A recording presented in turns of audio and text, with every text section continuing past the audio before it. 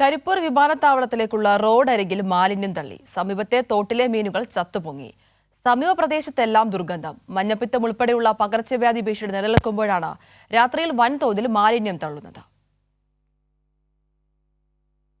കൊളത്തൂർ ദേശീയപാതയിൽ നിന്ന് കരിപ്പൂർ വിമാനത്താവളത്തിലേക്ക് പോകുന്ന റോഡരികിൽ വലിയ തോട്ടിലാണ് ഇന്ന് രാവിലെ 2 ലോഡ് മാലിന്യം കണ്ടെത്തിയത്. ഇതിന്റെ എതിർഭാഗത്ത് എയർപോർട്ട് റോഡിൽ നിന്ന് തുറക്കിലങ്ങാടിയിലേക്കുള്ള റോഡരികിലെ വാഴത്തോപ്പിലും മാലിന്യം തള്ളിയിട്ടുണ്ട്. വിമാനത്താവളത്തിലേക്കും ഹജ്ജ് ഹൗസിലേക്കും പോകുന്നവരും അവിടെ നിന്ന് മടങ്ങുന്നവരും ഉൾപ്പെടെയുള്ള 100 കണക്കിന് പേർ യാത്ര ചെയ്യുന്ന റോഡരികിലാണ് മാലിന്യം തള്ളിയിട്ടുള്ളത്. രീതിയിൽ കക്കൂസ് മാലിന്യം തള്ളി ജനങ്ങൾക്കും ഈ പരിസരവാസികൾക്കും ബുദ്ധിമുട്ടാകുന്ന രീതിയിലാണ് ഇപ്പം കാണപ്പെടുന്നത്. കുറേ വർഷങ്ങളായിട്ട് ഈ പ്രദേശത്ത് ഇങ്ങനെ ഒരു വിഷയം ഇല്ലായിരുന്നു. ഇപ്പം വീണ്ടും അത് ആരംഭിച്ചതാണ്.